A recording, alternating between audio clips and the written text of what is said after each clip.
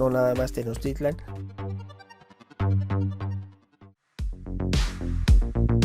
Todas las ciudades importantes, ojo, todas, no nada más Tenochtitlan, todas tenían prósperos mercados que estaban cerca de ellas o ubicadas a un costado. Según cronistas españoles, la ley azteca exigía que cada ciudad tuviera un mercado y que llevase provisiones a cada ciudad. No podían venderse camino al mercado por temor a que el dios del mercado castigara al infractor. Ese puede ser una leyenda únicamente para demeritar. Lo único que podemos tomar es que efectivamente la ley azteca imponía un mercado por ciudad. Cada población tenía que tener un lugar donde las personas pudiesen comprar y vender, lo cual transformó en muy próspero al imperio azteca, ya que el comercio genera riqueza y como todos por obligación tenían que tener comercio porque tenían que tener lugares de mercado, entonces el imperio azteca se convirtió en el más rico de América, aún más que los incas. El azteca era mucho más rico. Los jardines. Muchos jardines aztecas fueron diseñados a partir de un antiguo jardín que descubrió Moctezuma I en Huaxtepec y que alguna vez perteneció a los ancestros. El emperador decidió restaurar y reconstruir el jardín y se llevó al lugar y se plantó toda una variedad de plantas, así como fauna proveniente de otras regiones. Así es como se hicieron los primeros jardines que después evolucionaron a los primeros zoológicos personales. Incluso en la Gran Tenochtitlan había un lugar donde se tenían aves de todos los lugares del imperio y en otro donde se tenían animales tales como jaguares traídos de Yucatán, etc. Materiales y técnicas de construcción. Los aztecas eran diestros constructores y artesanos que usaron cinceles, piedras duras y navajas de obsidiana a modo de herramientas. Ciertamente tenían puertas las casas y los edificios públicos. Muchos de los materiales usados eran los mismos que se usaron durante alrededor de 2000 años en el Valle Central de México. Aquí voy a aclarar una situación.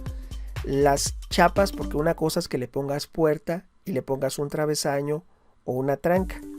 Una tranca es una especie de madera que impide que la puerta se abra y otra cosa es que pongas cerraduras. Lo que queda a descubrir es si los aztecas ponían cerraduras efectivas, si eran cerraduras de madera o cómo era el mecanismo para abrir y cerrar esas puertas. Ahí es donde entraría un enigma a descubrir. Sin embargo, te diré que en las construcciones que se han estudiado, las más recientes que se hicieron en Tenochtitlan, las últimas, los aztecas comenzaron a concentrarse en la solidez de sus edificios. Debido a que su suelo paulatinamente se iba hundiendo, ellos pensaban en cómo hacerlos más sólidos. Como resultado de ello se utilizó ampliamente el tezontle, que es una piedra volcánica fuerte y liviana. El tezontle era muy popular porque resultaba fácil de tallar y su textura era de colores muy atractivos. Se usó en la construcción de edificios monumentales, como rellenos de muros y para hacer techos. Los aztecas atribuyeron la gran cantidad de piedra de tezontle a la destrucción del mundo, según la leyenda de los soles, la cual explica que durante la era del tercer sol, Tleotihuacan huyó y hubo una lluvia de fuego que destruyó el mundo dejando el tezontle en la superficie.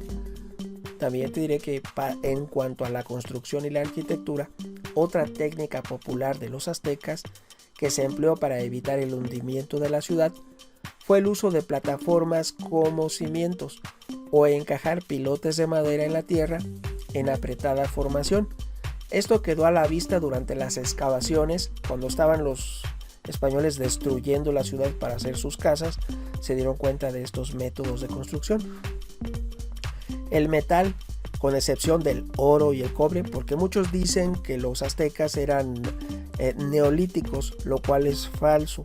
Ellos dominaban la metalurgia del oro de una manera prodigiosa, lo que nos llega a nuestros días como ejemplo, que es lo mínimo que pudimos llegar a descubrir, porque el 99.9% de las orfebrerías de oro de los aztecas fueron destruidas, se fundieron y se repartieron entre los conquistadores y se llevó ese metal a España sin darle importancia en su trabajo, su filigrana, su grabado. Ellos eran expertos y dominaban mejor que los españoles en ese tiempo la orfebrería del oro. También sabían de otros metales como el cobre, así que no podemos decir que era una civilización que no conocía los metales. Ahora bien, se dice que otros metales como el acero y el hierro era desconocido para los aztecas y se usaron, por lo tanto, cuerdas, cuñas u otros medios para cortar la piedra, en tanto que la arena y el agua se utilizaban comúnmente como abrasivos. La mayoría de los materiales de construcción usados por los aztecas eran de la región, o los adquirían por medio de comercio. Por eso les hablo, cada ciudad tenía un lugar de comercio, que era muy importante para todos los intercambios. Incluso, sirva manera de ejemplo, en Tenochtitlan los manjares, la comida de las ciénagas, se degustaba mucho, se consumían ranas, peces y algas. Incluso esos materiales se utilizaban junto con las rocas para construcción. Les hablo de las algas, se usaban como relleno. Rocas y relleno se usaban para ampliar y estabilizar las pantanosas chinampas, que son parcelas de tierra que se usaban para la agricultura, que tienen una productividad inimaginable. En ese momento histórico eran el mejor método para hacer producir un pedazo escaso de tierra. Las chinampas era una técnica de una agrotecnología puntera en el mundo. Ahora, regresando a esto, también el escombro, el mortero, el adobe eran utilizados para la construcción y se hacía cal y se utilizaba para hacer estuco y se utilizaban de forma habitual.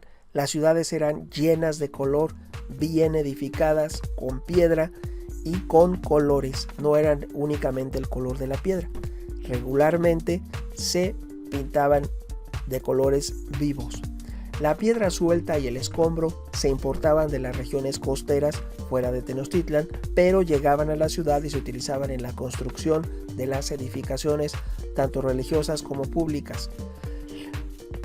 Las gentes usaban madera de los bosques como el pino y el roble y se hacían con ellos vigas de soporte y jambas de puertas. Ojo, hacían puertas de pino y de roble. Los aztecas eran tan adeptos a trabajar y tallar la piedra que los españoles, en una época posterior, utilizaron y combinaron los artistas indígenas con sus propios artistas que usaban herramientas de metal en la construcción de edificios coloniales.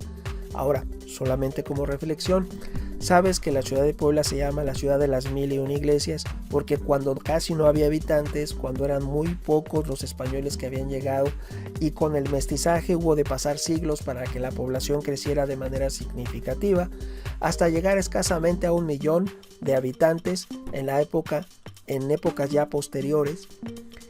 Te he de decir que cómo fue posible que se edificaran tantos miles de edificios religiosos con paredes de 1 o 2 metros de espesor.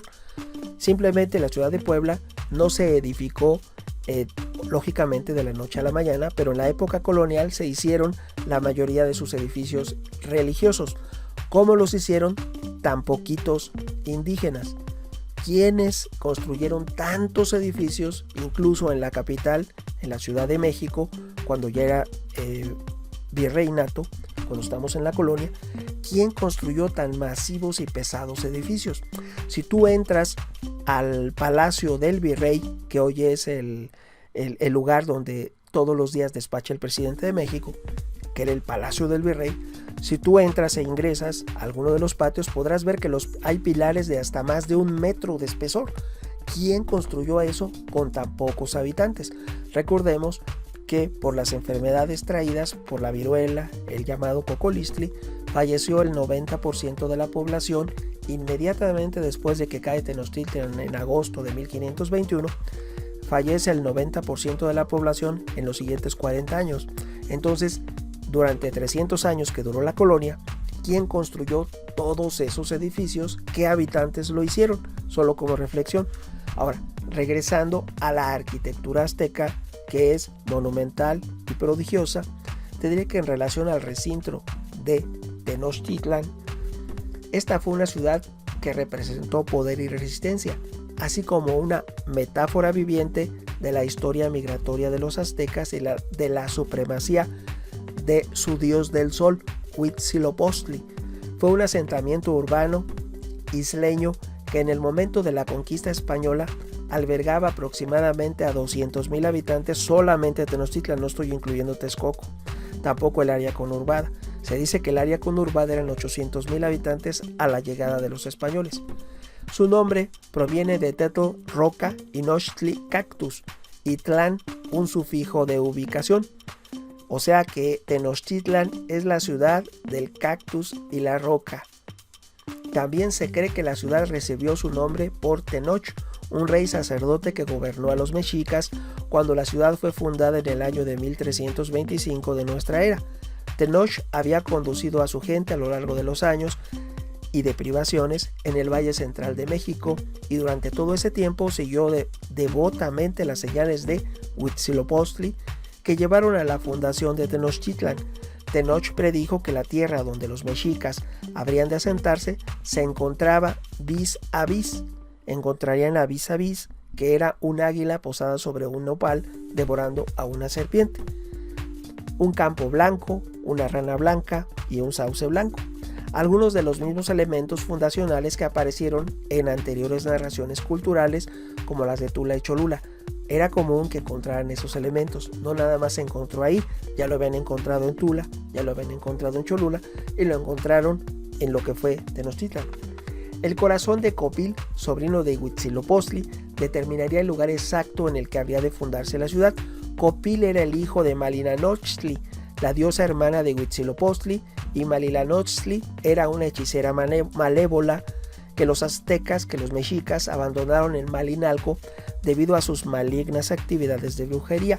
Malinalxochtli alentó la animosidad entre su hijo y su hermano cuando Copil y Huitzilopochtli combatieron. Copil fue derrotado y su corazón arrojado sobre el lago de Texcoco. Este fue a caer en la isla que llegaría a transformarse en Tenochtitlan. Es nada más una reflexión sobre la leyenda documentada sobre el origen del nombre de Tenochtitlan. Cuando la ciudad sagrada fue fundada, de inmediato se erigió un templo para honrar a Huitzilopochtli. Fue lo primero que se hizo, ese templo. El templo se construyó con cañas y paja, con una base de pastos del pantano.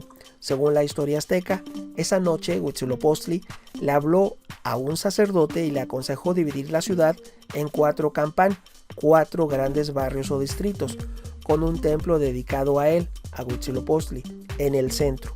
Este núcleo llegó a ser el recinto ceremonial de Tenochtitlan, con el templo mayor en el centro rodeado de otros templos y adoratorios que se fueron construyendo posteriormente.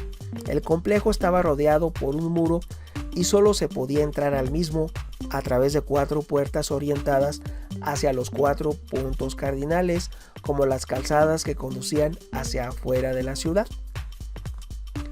Al principio, Tenochtitlan estaba estructurada de la misma manera que otras capitales de ciudades-estado, con un área central planificada y una región organizada en las afueras del recinto.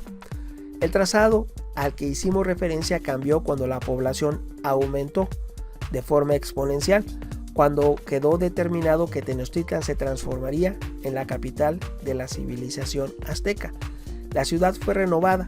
Los arquitectos de Tenochtitlan tomaron prestados muchos atributos estilísticos como la cuadrícula urbana de Teotihuacán y de Tula. Cuando la ciudad fue reconstruida, la ciudad tolteca de Tula fue saqueada. Muchos monumentos toltecas fueron incorporados a, ojo, Tenochtitlan. Uno de los rasgos definitorios de la arquitectura azteca en Tenochtitlan fueron los enormes edificios, debido a que las estructuras eran enormes y estaban asentadas sobre una isla pantanosa y barrosa, continuamente se hundían. Como resultado, se agregaban nuevas capas a las estructuras preexistentes. Esto se aplica de manera particular al Templo Mayor, situado en la plaza central. Los primeros edificios españoles sufrieron el mismo problema, se hundían rápidamente. Para afirmar su dominación, los españoles construyeron la actual Ciudad de México encima de la ciudad de Tenochtitlan. En algunas partes de la Ciudad de México, las estructuras aztecas se encuentran literalmente 8 metros abajo de las calles de la ciudad. ¿Y tú, qué opinas de la arquitectura de la Ciudad de México, de la antigua Tenochtitlan? podemos encontrarla a 8 metros abajo de las calles de la actual Ciudad de México. Amigos y amigas, gracias.